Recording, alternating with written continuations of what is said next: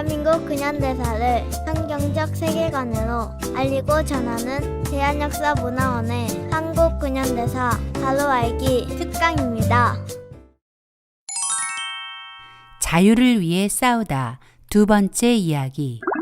교육과 언론을 통해 동포들을 계몽하고 인재를 양성하여 대한의 미래를 준비한 이승만 박사의 이야기입니다.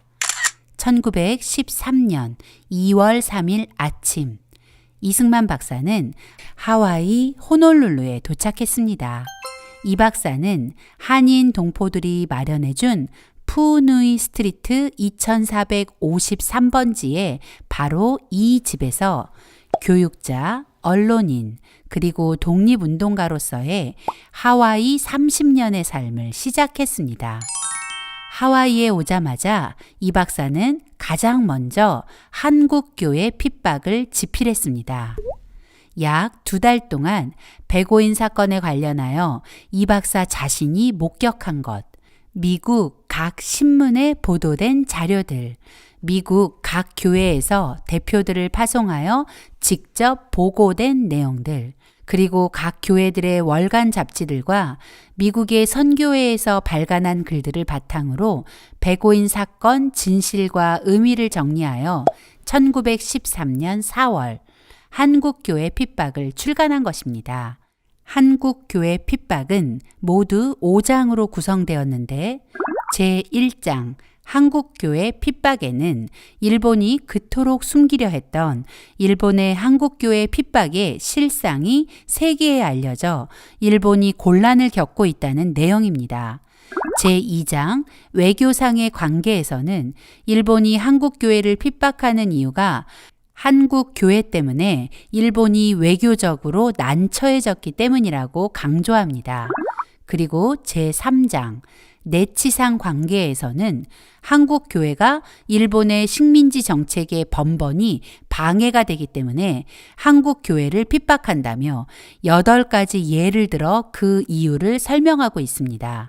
제4장 한국 기독교 청년회 YMCA에서는 기독교 청년 활동이 민족의 희망이라고 강조합니다.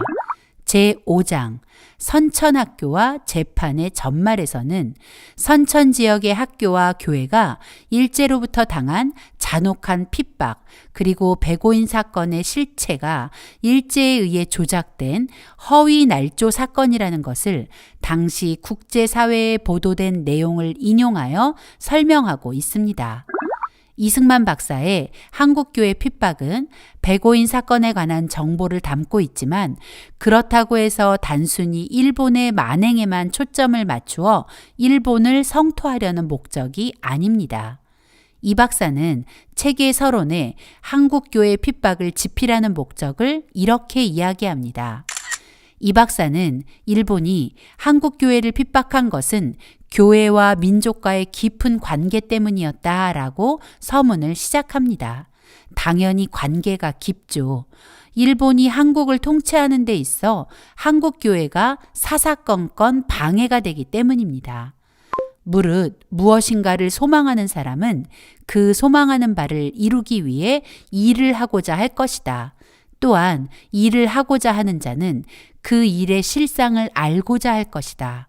이는 거꾸로 이야기하면 일을 알아야 올바로 행할 수 있으며 올바로 행해야 소망을 이룰 수 있는 것이다. 만일 알고도 행하지 않는다면 아무런 결과도 얻어지지 못할 것이다. 무릇 이 글을 쓰는 것은 일본의 잘못함을 알리고자 하는 것이 아니라 우리의 잘한 바를 알리고자 함이다. 이 뜻을 알고 행하기를 힘쓰기를 바라며 이 글이 더 나아가 우리 민족 전체에게 유익을 주었으면 하는 바람이다. 이 박사는 한국인들이 일본의 부당함을 알리고 싶고 또 일본으로부터 벗어나 독립을 소망한다면 지금 우리에게 닥친 일의 원인과 실체, 그리고 이 절박한 상황을 벗어날 바른 방법을 알고 제대로 행동하라는 것입니다. 이 박사는 일본의 만행이나 곱씹으며 원망하고 불평하는 것은 우리의 살 길이 아니라고 말합니다. 오히려 앞으로 우리가 무엇을 어떻게 하는지 우리의 처신이 중요하다는 것이죠. 그래서 한국교회 핍박을 통해 앞으로 우리가 무엇을 어떻게 해야 하는지 말하겠다는 것입니다. 이 박사는 한국교회의 존재 자체가 외교와 내치 두 가지 차원에서 일본에게 위협이 된다고 했습니다. 외교상 관계를 설명하는 부분에서 이 박사는 다음과 같이 이야기합니다. 한국교회 지도자들이나 서양 선교사들, 외국교회 방문객들은 실상 정치적 간섭을 하려거나 배일 사상을 가지고 있는 것이 아님에도 한국에 교회가 있다는 이유 하나 때문에 한국의 정치 상황을 외국에 있으면서도 알게 되는 것이며 세계의 정의를 한국으로 이어지게 하는 것이다. 일본은 이렇게 외교적 관계가 얽혀 있기 때문에 한국 교회를 싫어하는 것이다. 한국 교회의 시작은 서양 선교사들에 의해서였습니다. 그 선교사들은 여전히 한국 교회 안에 있었고 자신을 파송한 나라 선교부에 한국 교회의 사정과 형편을 보고하고 있었을 것입니다. 선교사들이 스파이 같은 첩보 활동을 한 것은 아닙니다. 하지만 선교사들은 선교 활동을 보고하고 그에 따른 기도 제목과 자신의 삶을 나누는 가운데 선교사 본인이 원하든 원치 않든 이 한반도의 실상도 함께 전달된 것이죠. 기독교 세계관을 가진 서구 유럽의 나라들은 선교사들이 보내준 선교 보고에서 천황을 신으로 숭배하는 일본에 대해 듣게 되었을 것입니다.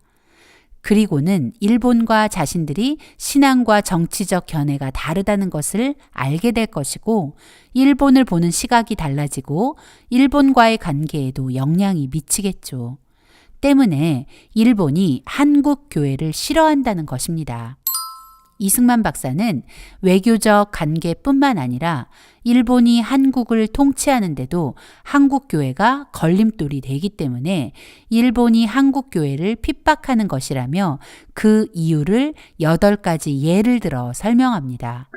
첫째, 교회는 한인들이 자유로 회집하는 곳이며 대체로 사람들이 함께 회집하면 자연히 공론이 생기며 단체되는 세력이 생긴다. 당시 일본은 강압적인 통치 방법으로 한반도를 통제하고 있었습니다. 한일합방 이후 일본은 4, 5인 이상 모이는 단체를 결성할 때 반드시 조선 총독부의 허가를 받도록 했습니다. 이렇게 집회의 자유를 억압받는 상황 속에서 주로 서양 선교사들이 연관된 교회는 사람들이 자유롭게 모일 수 있는 장소였습니다. 교회로 모여든 사람들에게 공론이 일어나고 그 공론은 곧 모두를 결속시켜 큰 힘이 되기 때문에 일본은 한국 교회를 핍박한 것입니다. 둘째, 이 교회 안에는 활동력이 많기 때문이다. 지난 과거를 돌아보면 조선은 스스로 서지 못하고 누군가에 의지해 왔다고 이 박사는 말합니다. 조선은 명나라에 기대다가 명이 망하자 청나라에 그리고 러시아에 기대고 일본에 기대다가 나라를 빼앗겼습니다. 이쯤 되면 절망감에 빠져 있어야 하는데 한국 교회는 절망감에 빠진 것이 아니라 오히려 누군가에게 기대려는 지난날의 습관을 벗어버리고 스스로 일어서기 시작하고 소망을 품고 뭔가를 하려고 자꾸만 꿈틀거리며 일본을 긴장하게 만들었습니다. 그런 이유로 일본은 한국 교회를 핍박한 것입니다. 셋째, 교회는 합심하는 능력이 있다. 이 박사는 조선은 이제껏 하나 되지 못했다고 지적합니다. 그러나 기독교의 복음이 전해지고 기독교인이 된 사람들은 이전에 자기 자신만을 위해 이기적으로 살고 남을 해치면서까지 자신이 살고자 했던 모든 것을 회개하고 다른 사람을 먼저 생각하는 이타적인 사람으로 변화되었습니다. 그렇게 변화된 사람들은 서로가 서로를 위하고 섬기며 하나가 되는 놀라운 변화를 맞이했고 마치 한 몸처럼 움직이는 교회는 일본의 내치의 최대 걸림돌이었을 것이 분명합니다. 넷째, 교회를 통해 국민의 원기가 유지되기 때문이다. 이 박사는 이 항목을 설명하면서 이렇게 말합니다. 일본은 나라를 팔아먹은 대신들을 두려워하지 않는다. 또 아무것도 모르고 자기밖에 모르는 일반 백성도 두려워하지 않는다. 또 주색 잡기에 빠져 나라야 어찌 되든 말든 하는 이들도 두려워하지 않는다. 그러나 교회의 높은 도덕적 가르침은 사사건건 일본의 이익과 대치되었다. 네, 맞습니다. 기독교는 나라에 대한 의무와 책임감을 확고히 해주기 때문에 거룩한 기독교인이 많아지면 책임감 있는 거룩한 국민이 많아지는 것이죠. 그렇기 때문에 일본은 한국 교회가 몹시 싫었을 것입니다. 다섯째, 교회는 청년 교육에 힘쓰기 때문이다. 일제가 조선을 점령하고 모든 학교가 일본의 통제 아래 들어가게 되었습니다. 하지만 교회의 주일학교와 교회가 세운 학교들은 한국 젊은이들을 깨울 교육을 멈추지 않았습니다. 이 박사는 만약 교회가 없었다면 우리 아들, 딸들의 미래는 사라졌을 것이다 라고 말하며 이런 교회의 역할 때문에 한국 교회가 일본에 대한 핍박 대상이 되었다고 말합니다. 여섯째, 교회는 우상을 섬기지 않는다. 그래서 일본 천황을 따르지 않는다. 일본의 속마음이 온 세상의 천황 숭배였다는 것을 기억하시죠? 때문에 한국교회는 도저히 일본의 통치를 받아들일 수 없었고 일본은 더 깊이 한국교회를 증오했습니다. 일곱째, 선교사들의 도의적 영향력이 조선에 확장되었기 때문이다. 선교사들은 자신들이 가지고 있는 모든 것을 조선을 위해 헌신했고 자신들이 제일 좋아하는 것을 조선에 주려고 온 힘을 다했습니다. 그리고 그들은 하나님을 사랑하고 이웃을 사랑하는 경천 애인 사상과 발달된 문명을 우리에게 가르치며 우리와 함께 살고 모든 환난과 질고를 우리와 함께하는 우리의 친구였습니다. 그래서 일본은 끊임없이 선교사들을 중상모략하고 조선에서 쫓아내려고 했던 것이죠. 백오인 사건 당시 음모 격려자로 지목된 서북지방 선교사들, 일본에 의해 수도 없이 추방당한 선교사들이 바로 그 증거입니다. 마지막으로 혁명 사상의 풍조가 동양에 전파되기 때문이다.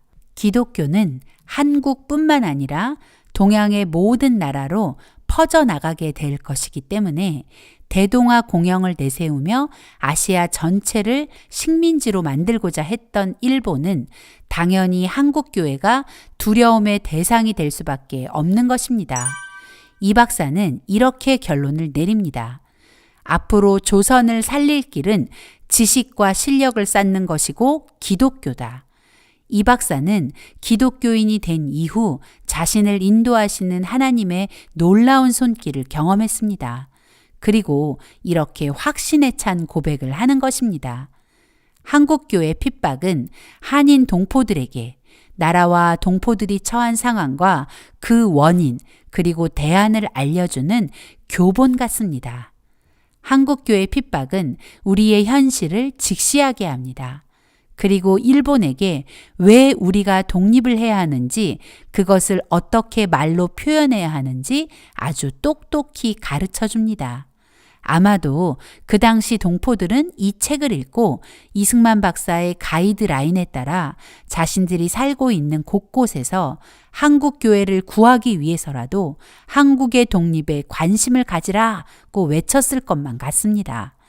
이 박사는 이렇게 한국교회 핍박을 시작으로 동포들을 깨우며 하와이 30년의 삶을 시작하고 있었습니다. 1913년 4월 한국교회 핍박 출판을 마친 이승만 박사는 하와이 여러 섬에 흩어져 사는 한인 동포들을 만나기 위해 1913년 5월부터 7월까지 약 2달간 하와이 군도의 마우이 섬 및 카우아이 섬을 대한인 국민의 하와이 지방 총회장 박상아와 대한인 국민의 총무 안영경과 함께 방문하여 한인 동포들을 만나 한인 동포들의 삶을 돌아보았습니다. 다음 해인 1914년에는 하와이 섬들을 여행하며 만난 동포들의 이야기를 하와이 섬 여행기라는 제목으로 태평양 잡지에 연재하기도 했죠. 이승만 박사는 이 여행에서 기독교인 동포들에 대한 현지인들의 평판을 들으며 자신이 한성 감옥에서 이야기한 거룩한 성도가 거룩한 국민이 된 그 예를 직접 목격하고 1914년 태평양 잡지 6월호에 하와이 한인들의 종교상 형편이라는 제목의 글에 다음과 같은 그 일화를 실었습니다. 이 박사가 한 사탕수수 농장의 주인과 나눈 대화입니다. 이승만 박사는 농장 주인에게 저 사탕수수 농장에서 일하는 한인들은 다 기독교인이라서 성실합니다. 라고 말했습니다. 그러자 농장 주인은 그들이 기독교인인 줄은 몰랐는데 한국인들이 일하는 그 농장은 다른 어떤 나라에서 온 사람들이 일하는 농장보다 생산량이 많다는 것은 알고 있습니다. 라고 말했죠. 이 박사는 곧이어 좋은 교인은 좋은 일꾼이 되는 법이죠. 라고 말했고 농장 주인 역시 그 말에 동의했습니다. 그러더니 농장 주인은 그 한국인들이 기독교인이라는 것을 알고는 한인 동포들이 예배를 드릴 수 있도록 예배 장소를 제공하기도 했다고 합니다. 길게 설명되어 있지는 않아도 그 농장에서 일하던 한국인들의 성실함이 고스란히 느껴지는 일화입니다. 이 박사가 한성 감옥에서 말한 거룩한 성도가 거룩한 국민이 된다는 그 말이 바로 이런 것이죠. 기독교인이 된다는 것은 새롭게 태어난 것과 같습니다. 완전히 달라지죠. 그리고 자신뿐만 아니라 다른 사람도 변화시키는 놀라운 일들이 계속 일어나게 됩니다. 이 박사는 글의 말미에 당시 한인들이 흩어져 살던 여러 지역을 거론하며 그들이 기독교를 근본 삼아서 모든 일에 성실함과 정직함으로 성과를 내고 있다고 말하며 한인들이 기독교를 근본으로 삼는다면 우리 민족의 미래에 영적으로나 육적으로나 복을 누릴 것을 확신한다고 말했습니다. 이 박사의 이 고백은 실제가 되었습니다. 대한민국 근현대사를 찬찬히 살펴보면 기독교가 조선에 들어와 조선 백성을 거룩한 성도로 만들었고 그들과 그 후손은 거룩한 국민이 되어 오늘의 대한민국이 탄생할 수 있었던 것입니다. 하와이 동포들의 삶을 구석구석 살핀 이 박사는 언론 및 출판, 교육, 그리고 교회를 중심으로 동포들을 깨워야 한다는 결론에 내리게 되었고 출판과 언론을 통해 동포들을 깨우기 시작했습니다. 당시 하와이 한인사회의 언론과 출판은 두 가지 매체가 담당하고 있었는데 하나는 대한인 국민의 하와이 지방총회가 발행하는 기간지 신한국보였고 다른 하나는 하와이 감리교회가 발행하는 포와 한인교보였습니다. 그러나 1913년 여름 포와 한인교보가 폐간되었고 그 소식을 들은 이 박사는 1913년 9월 태평양 잡지를 창간해 포와 한인교보의 역할을 이어가며 하와이에 사는 한국 동포들을 비롯해 미주 그리고 전 세계에 흩어져 있는 동포들을 깨우기 위한 중요한 도구가 되었습니다. 태평양 잡지는 중간에 가끔 결호가 있기는 했지만 꾸준히 발행되었습니다. 그러다 1930년 12월 13일자로 20쪽 안팎의 주간지 태평양 주보로 그 형태를 바꾸었습니다. 태평양 잡지일 때나 태평양 주보일 때도 마찬가지로 이 소식지는 하와이뿐 아니라 여러 나라에 흩어진 한인 동포들을 일깨우고 위로와 소망을 주는 격려자 역할을 감당하며 대한의 독립에 기여했다는 것을 기억해야 합니다. 이승만 박사는 한성 감옥에서 썼던 독립정신과 청일정기를 하와이에서 출간했습니다. 독립정신은 1910년 2월 로스앤젤레스에서 최초로 출간되었던 것을 1917년 3월 재판을 출간하였고, 청일정기는 1900년 한성 감옥에서 쓴 원고를 정리하여 1917년 7월 초판으로 출간하게 된 것입니다. 이 박사는 언론과 출판이라는 매체를 통해 동포들이 어떻게 살아가야 하는지를 스스로 고민하고 자신의 사명을 깨닫기를 바랬습니다. 그리고 동포 한 사람 한 사람이 독립의 중요성을 깨닫고 자신이 대한의 독립을 위해 헌신해야 한다는 책임감을 가진 거룩한 국민이 되길 바라면서 글로 동포들을 깨운 것입니다. 이승만 박사는 언론, 출판과 더불어 교육에 아주 많은 공을 들였습니다.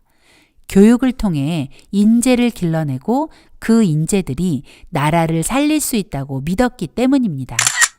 이승만 박사가 하와이에 오게 된 중요한 이유 중 하나가 바로 한인기숙학교의 교장직을 제안받았기 때문이었죠. 이 학교의 공식 명칭은 한인 남학생 기숙학교로 1906년부터 미 감리교회가 운영해온 학교였습니다. 이 박사가 하와이에 온 지 약 6개월이 지난 8월 26일 이 박사는 한인 기숙학교의 교장으로 임명되어 본격적인 한인 동포 교육에 돌입합니다. 이승만 박사는 한인 기숙학교의 교장으로 취임하면서 학교 이름을 한인중앙학교로 바꾸고 학교의 체제도 남녀공학으로 개편했습니다. 이 남녀공학이 한국인이 다닌 학교 중 국내와 국외를 통틀어 최초의 남녀공학이었다는 사실. 1년 후인 1914년에는 여학생들을 위한 기숙사도 마련했죠. 그러나 학교를 후원해온 미 감리교 여선교회는 여학생 기숙사 문제로 마찰이 생기기 시작했고 여학생을 가르칠 수 없다며 항의했습니다. 애초에 학교 이름이 남학생 기숙학교라는 이유였습니다.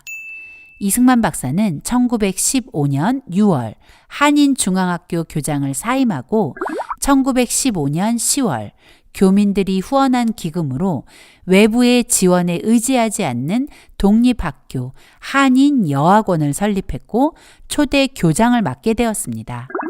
이 박사는 꼼꼼히 영수증을 발행하며 교민들의 성금이 낭비되지 않게 했고 교민들 역시 학교를 설립하는 일에 모든 과정에 힘을 모았습니다.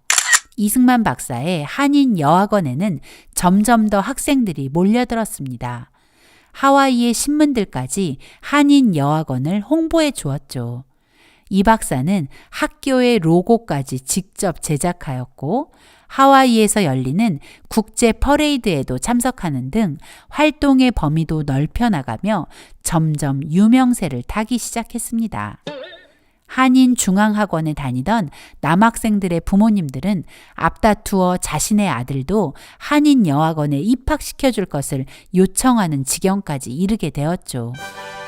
결국 1918년 1월이 되면서 한인중앙학교 남학생들도 대거 전학을 와서 학교는 여학교에서 남녀공학으로 개편되었고 남녀공학이 된 한인여학교는 1918년 9월 학교 이름을 한인기독학원으로 바꾸고 발전을 거듭하게 됩니다. 불어난 학생과 남학생들 기숙사까지 마련하자면 당시의 학교 부지로는 너무 좁았습니다. 그래서 마침 폐교된 하와이 현지 학교인 알리올라니 학교를 빌려 한인 기독학원의 새 교사로 사용되게 되었죠. 이 사진이 바로 알리올라니로 교사를 옮긴 한인 기독학원의 초창기 모습입니다. 사진 중앙에 아직 알리올란이라는 하와이 학교 현판이 그대로 남아있는 것이 보이시죠? 현재 이곳은 현지 초등학교로 사용되고 있는데 놀라운 것은 자신들의 역사에 한인 기독학원의 역사를 자신들의 역사의 일부로 기념하고 가르치고 있다는 것입니다. 우리는 너무 쉽게 버리고 잊고 기억하지 않아 오늘 이렇게 역사가 엉망진창으로 왜곡되어 버렸는데 자신들의 역사도 아닌 한인 학교의 역사를 기억하고 기념하는 그들의 모습에 부끄러움이 몰려옵니다. 알리올라니 학교는 또 다른 역사적 의미를 지니고 있는데요. 1919년 3월 1일 3.1 운동 후 약 한 달 보름이 지난 4월 12일에 이곳에서 대한의 독립운동을 경축하는 기념행사가 진행되기도 했죠. 한인 기독학원은 점점 성장했고 하와이 내에 한인 기독학원에 대한 인지도와 관심도 높아졌습니다. 한인 기독학원은 후일 고국 방문단을 만들어 고국을 방문하고 하와이에 이민자를 파송한 인천 내립교회를 방문하기도 하죠. 하와이 이민을 떠날 때 누가 이런 날을 상상이나 했을까요? 학교는 더 성장했고 학생은 많아졌고 많아진 학생들을 감당하기에 학교는 너무 좁았습니다. 이승만 박사는 현재 하와이 칼리이 초등학교가 위치한 바로 그 자리에 새 교사와 기숙사를 짓고 학교를 확장 이전했습니다. 하와이에서는 이미 없어진 한인 기독학원을 기억하고 학교가 있던 그곳의 도로명을 쿨라코레아 한국학교 길로 부르고 있습니다. 한인 기독학원은 이 박사의 바람대로 대한의 독립과 대한민국 건국에 헌신한 인재들, 그리고 미주 사회에서 한국인의 위상을 높인 인재들로 성장하게 되었습니다. 하와이 정착 과정에서 미 감리교회와 갈등을 겪은 이 박사는 독립된 한인교회를 세우는 일에 뛰어들었고 1918년 12월 23일 한인 기독교회라는 이름의 독립된 한인교회를 설립하게 되었습니다. 1922년에는 한인 기독교회는 단독 건물로 건축하게 됩니다. 그렇게 하와이 한인 기독교회는 현재까지 이어지고 있습니다. 결국 이 박사는 하와이에서 한국교회가 독립할 수 있음을 실제로 증명해 보인 것입니다. 또한 이승만 박사는 1913년 호놀룰루 YMCA 명예이사가 되었습니다. 하와이 한인 동포는 하와이 소수민족 가운데 2%를 넘지 못하는 상태였기에 이 박사는 우리 동포들이 하와이 사회에서 동등한 활동을 할 수 있도록 하기 위해 더 그런 선택을 한 것입니다. 또 한인 YMCA 지부도 만들어 한인 기독 청년의 활동도 활발하게 이어갔습니다. 이승만 박사는 당장 눈앞에 보이는 것에 흔들리는 사람이 아니었습니다. 그의 눈은 더 먼 곳에 닿아 있었습니다. 그래서 교육과 언론을 통해 먼저 인재를 양성하는 것이 나라를 살리는 가장 빠른 길이라고 확신한 것입니다. 형편과 사정을 살펴 단체를 결성하고 교육과 출판에 힘써 지식과 실력을 배양하는 한편 영문을 배워 미국인과 소통하고 교회와 사회의 좋은 친구를 많이 얻어 세력을 넓히며 의로운 일을 힘써 행함으로 미국 정부와 여론의 동정을 얻은 다음 미일 개전의 기회를 기다려 대업을 도모하자. 이 박사의 이 고백은 그의 교육과 언론 출판에 대한 열심의 이유를 잘 설명해 주고 있는 것입니다.